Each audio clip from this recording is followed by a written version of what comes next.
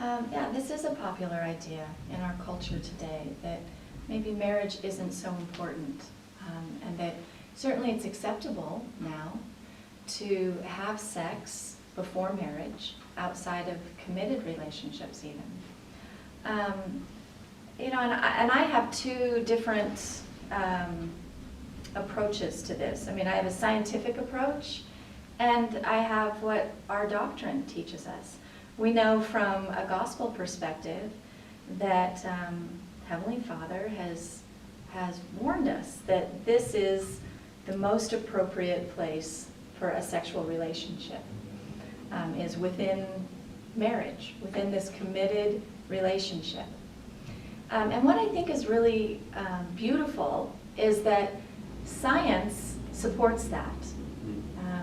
Now, certainly there are differing perspectives even within science, but there's lots of research that indicates that people who cohabit before marriage end up having lower marital stability and lower sexual satisfaction in the long run. And some of the ideas, some of the thoughts that explain that is that maybe people who wait to have sex until they're in a committed relationship, maybe they take longer in developing the friendship, developing their relationship, setting aside the physical part of their relationship.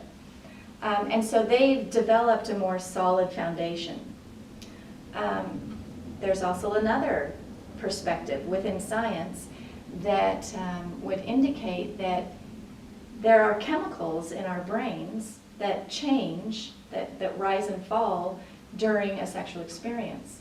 So when someone is in a highly sexually aroused state, they have higher levels of oxytocin in their brain.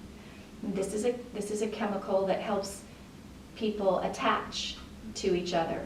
We know mothers who just give birth have high levels of oxytocin, so they bond to their baby. Each time they nurse, the levels of oxytocin increase. And so that increases this ability to attach to this baby. The same thing happens during sexual intercourse.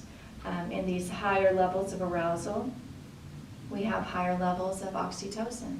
And so it's actually this bonding effect within sex.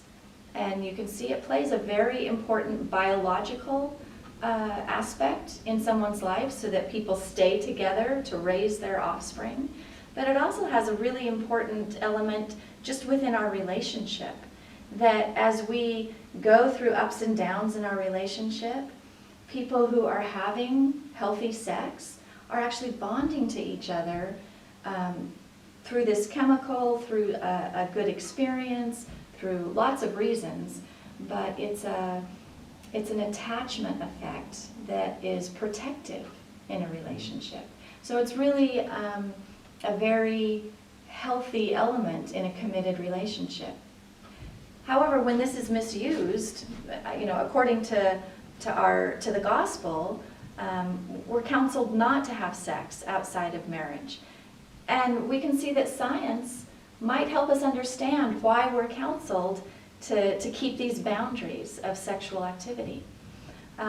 Creating attachments with many different people, and then these attachments are broken because we then move on to a new partner, can have an effect on how we create relationships in the future. It may have a weakening effect on how attachments are created within relationships.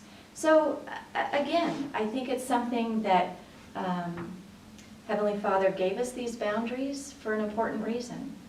And we know that using sex outside of marriage can have negative outcomes. We know that it has negative outcomes beyond just those that we've talked about. While it is widely accepted in our culture today, we know from research and from counsel from church leaders that a more healthy approach is to reserve sex for this committed relationship we establish with one person inside marriage.